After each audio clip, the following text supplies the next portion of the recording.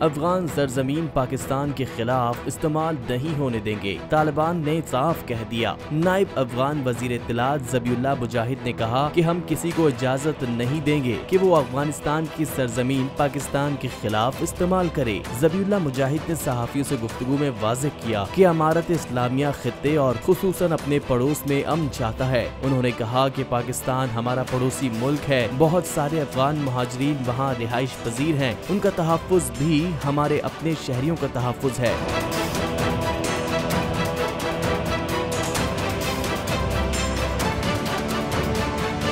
طالبان رہنما نے کہا کہ امید ہے اس بار مذاکرات کامیاب ہوں گے اور مخلصانہ انداز میں آگے بڑھیں گے۔ ہم امریکہ سے بہتر تعلقات کے خواہش مند ہیں، جنگ کا موسم گزر چکا ہے، ہم مزید دشمنی نہیں چاہتے۔ ذبیح اللہ مجاہد نے بھارت میں بی جے پی رہنماؤں کے گستاخانہ بیان کی شدید مذمت کرتے ہوئے کہا کہ بھارت میں جنونی انتہا پسندوں کو دین اسلام کی توہین کی اجازت نہ دی جائے۔ ہم تمام مسائل مذاکرات کے ذریعے حل کرنے کو تیار ہیں۔ ہم نے عالمی برادری سے کم عرصے میں اچھے تعلقات قائم کیے۔ افغانستان میں اب ایک ذمہ دار اور حقیقی نمائندہ حکومت ہے۔